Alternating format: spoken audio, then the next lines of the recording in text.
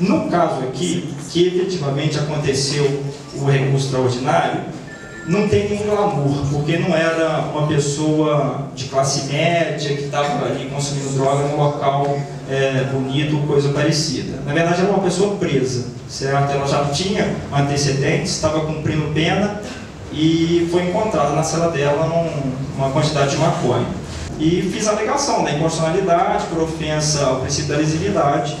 Logo depois de fazer essa alegação, pedindo então a absolvição do réu, todo mundo na sala começou a rir. A juíza, o promotor, o escrevente de sala, e aí me perguntaram doutor, quer dizer agora que pode fumar maconha? Falei, olha, se você quiser fumar, você pode, só crime é que não é, pelo menos na minha opinião. Ela não deve ter gostado muito. O sujeito estava sendo processado pelo artigo 28, porte de entorpecentes, e eu dizia o seguinte: esse dispositivo é inconstitucional. Ele viola o princípio da lesividade, da igualdade, da intimidade da vida privada, o princípio do respeito à diferença, da dignidade humana. E então essa previsão, esse tipo penal, ele é inconstitucional, ou seja, ele não existe. A criminalização das drogas, de uma forma geral, também é inconstitucional. Fato, eu concordo que é inconstitucional e acho que tem pelo menos 3 decisões de Supremas Cortes internacionais na Espanha, na Colômbia e na Argentina que já disseram isso. É que existe uma ideologia, e é uma ideologia de guerra, e eu acho que a gente pode tranquilamente comparar o que acontece na guerra às drogas com o que acontece na guerra ao terrorismo nos Estados Unidos, que é uma ideologia de guerra que se sobrepõe ao direito. Que não importa se o Supremo disse, a Constituição disse, o Senado suspende a lei, o que importa é que eu preciso dar um jeito de colocar esse infeliz na cadeia.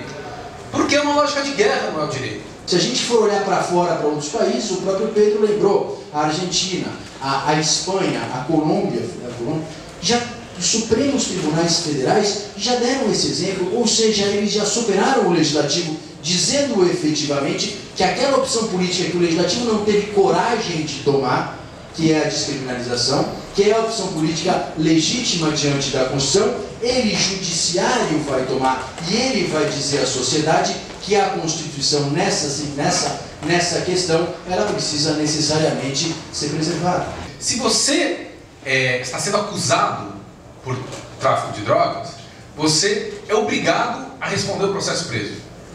Se você mata alguém, você pode responder o processo solto. Mas se você está sendo acusado de tráfico de drogas, você tem que responder o processo preso. Uma senhora de 70 anos estava em casa, entra a polícia na casa dela, um filho dela, que era usuário de crack, acha lá a droga dele, um pouco de droga de crack do rapaz na casa da senhora, e leva todo mundo preso, a senhora inclusive, 70 anos. Né? E a senhora fica 4 meses presa porque ela estava sendo acusada de tráfico, até alguém olhar o processo. E o que significa a autodeterminação do indivíduo? Significa que o Estado se volta para proteger a liberdade do indivíduo de construir o seu próprio mundo de vida.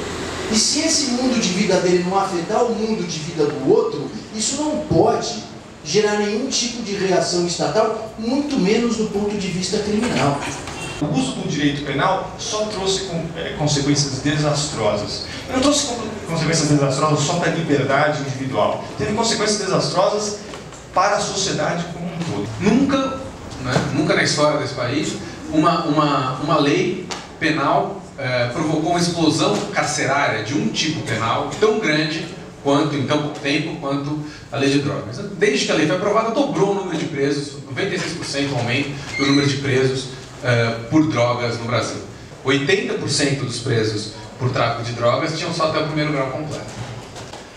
Vejam, quando eu vou fazer uma blitz para apreender drogas, eu não faço uma blitz igual no Centro Acadêmico 11 de Agosto e na favela. É evidentemente que o controle, que a intensidade, que a apuração desse tipo de criminalidade vai ser muito mais intensa e violenta na favela do que aqui. Uma pessoa com 5 gramas de cocaína, e aí o juiz dizia, essa pessoa, ela tem que ser traficante, porque a cocaína é uma droga cara e ela mora na favela, ela não tem dinheiro para comprar cocaína. Então, por causa do endereço da pessoa, porque ela é pobre, ela é traficante. Se fosse rica, ela seria usuária. Quer dizer, eu não acho que é possível uma pessoa hoje ter uma visão de igualdade e de inclusão na sociedade e não ter uma visão crítica sobre a aplicação da lei de drogas hoje no Brasil. Mesmo com proibição, a verdade é que as drogas ilegais são facilmente acessíveis, consumíveis, quer dizer, a proibição tem um efeito quase nenhum, né? Quer dizer, a ideia também de que qualquer mudança no status legal provocaria uma epidemia, um aumento do consumo, etc., também carece de demonstração fática. Se eu disser que a abstinência de drogas vai levar a outro crime e criminalizar isso, eu também preciso criminalizar o álcool, eu também preciso criminalizar o cigarro, eu também preciso criminalizar o marketing na televisão sobre produtos de consumo, porque afinal de contas, algumas pessoas furtam para poder comprar aquele tênis que eles viram na televisão ou aquela bicicleta que eles viram na televisão. Talvez nós ainda não tenhamos certeza absoluta do que é melhor, mas nós temos certeza de que algo até agora não funcionou. E talvez esteja na hora, então, de tentar outro algo. E esse outro algo é aquilo que está sendo discutido aqui. Então o que a gente precisa efetivamente é da mobilização da sociedade civil para que ela leve ao Supremo Tribunal Federal essa indagação, para que ela leve essa questão. Há um tempo em que é preciso abandonar as roupas usadas, que já têm a forma do nosso corpo, e esquecer os nossos caminhos que nos levam sempre aos mesmos lugares. É o tempo da travessia. E se não ousamos fazê-la, teremos ficado para sempre à margem de nós mesmos.